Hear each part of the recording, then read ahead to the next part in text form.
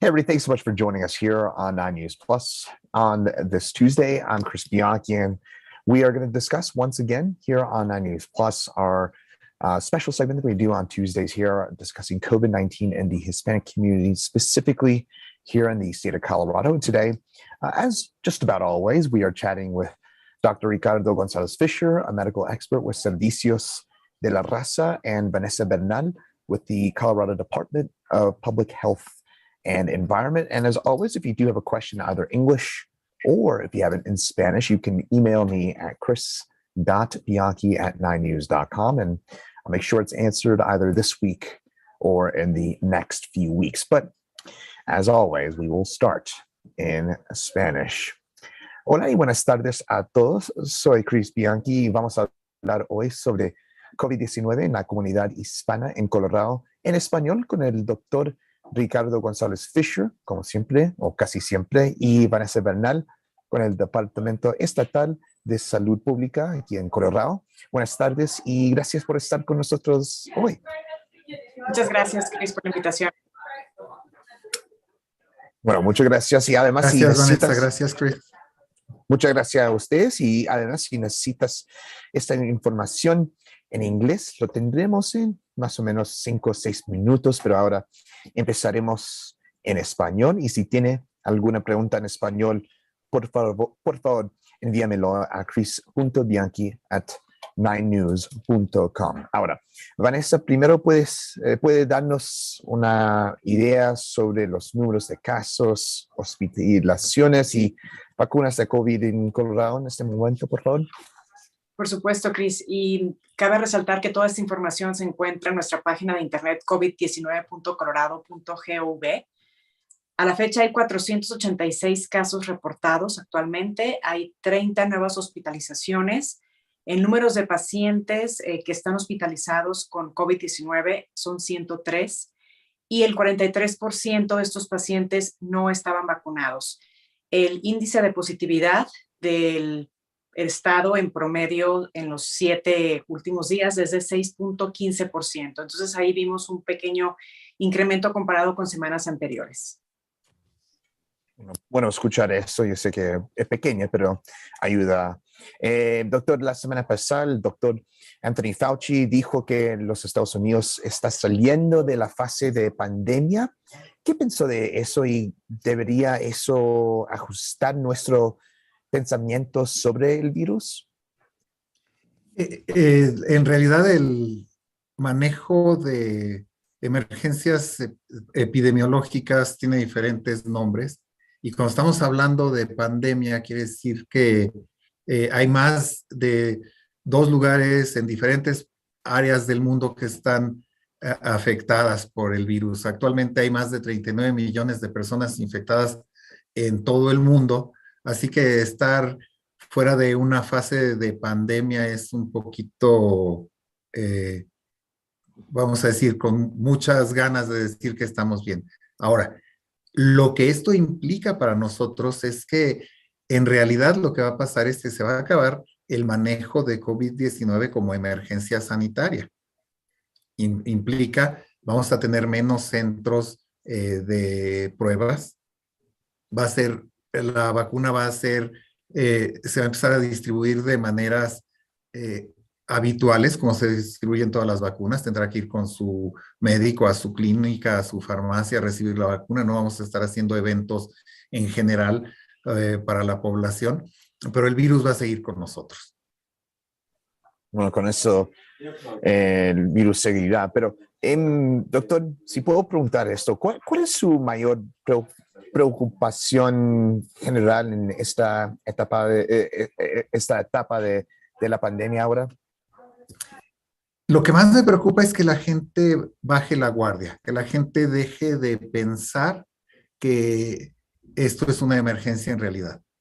Es un virus altamente contagioso. Tenemos una variante nueva del Omicron que está en Sudáfrica, que están pensando que vamos a tener una 5ª ola en Sudáfrica. Tenemos crecimiento de los casos en el noreste de Estados Unidos. Están cerrando lugares importantes en China. Beijing ya están haciendo cierres de lugares. Y como dijo Vanessa hace un rato, nosotros hemos notado un incremento que ya se está poniendo un poquito incómodo, porque nosotros siempre queremos trabajo de 5%, entonces se está poniendo un poco incómodo. Vienen las reuniones del Día de las Madres, vienen las reuniones de graduaciones, y eso es algo que me preocupa. Entonces, lo que yo quisiera es que la gente entendiera que no hay que bajar la guardia, hay que estar prevenidos y hay que considerar que quizá la persona que está junto a nosotros no está vacunada y hay algunos casos que son asintomáticos y se puede contagiar. Mi doctor finalmente puede contarnos sobre las clínicas que está organizando Servicio de la Raza para vacunación. Sí, nosotros vamos a seguir trabajando. Afortunadamente tenemos los recursos para llevar la vacuna donde están las personas. El fin de semana estuvimos en Pueblo.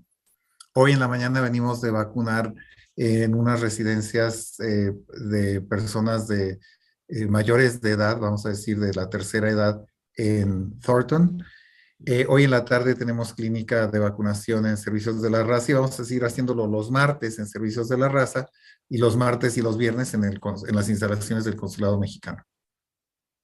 Entonces, varias opciones y eso concluye la parte en español de nuestro programa. Ahora seguiremos en inglés. Vanessa, as I swap things over to English here. First, can you give us an idea about COVID cases, hospitalization numbers, and vaccine numbers in the state of Colorado right now, please? Sure, Chris. And I would like to remind everybody that you can find all this information in covid19.colorado.gov. And up to date, we have 486 cases reported, 30 new hospital admissions.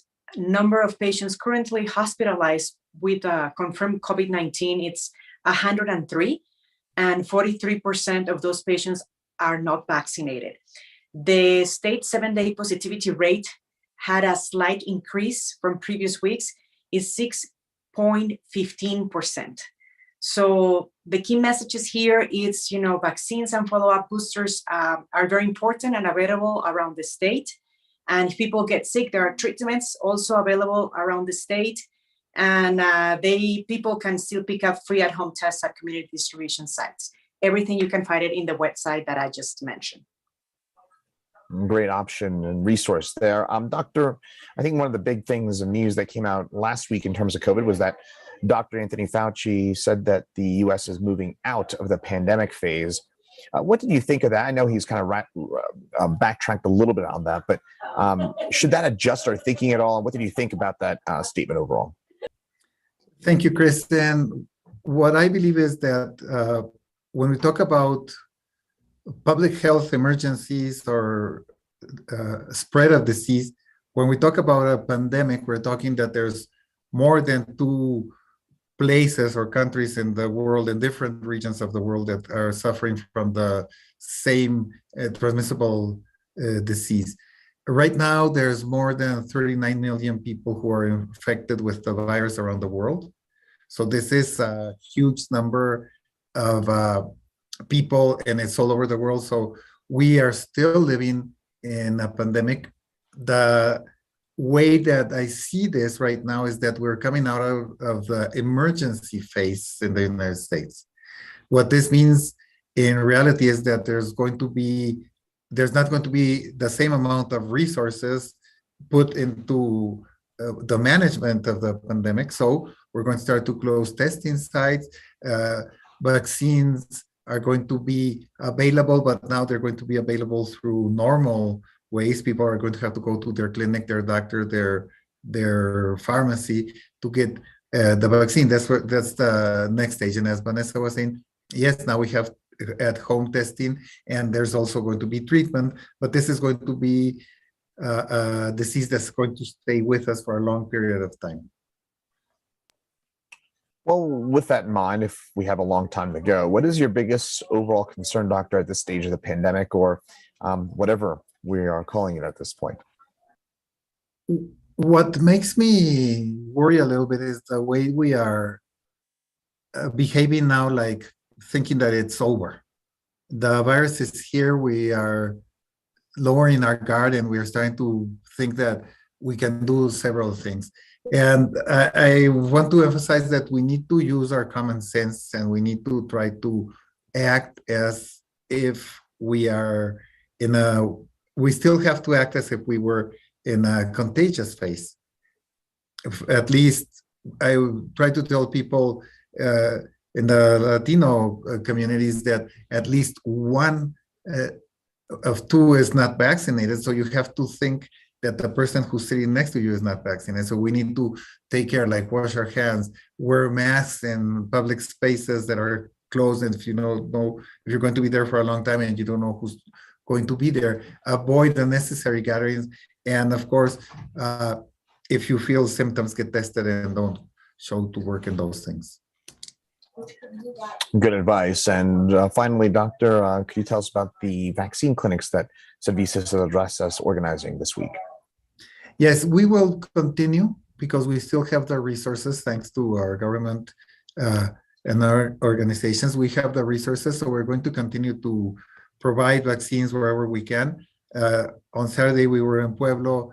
A while ago, we were in Thornton in adult community vaccinating people. We have an event this afternoon at Servicios de la Raza, and every Tuesday and Friday, we will be doing it at the Mexican consulate. So Tuesdays in the morning at the Mexican consulate, and then in the afternoons at Servicios de la Raza, and we will try to be where people need us.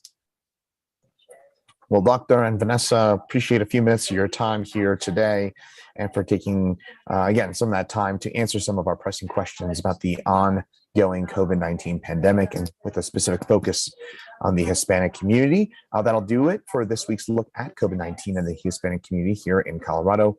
Gracias a todos. Thanks to everyone. And we'll see you again here next week. Gracias. Thank you, Chris.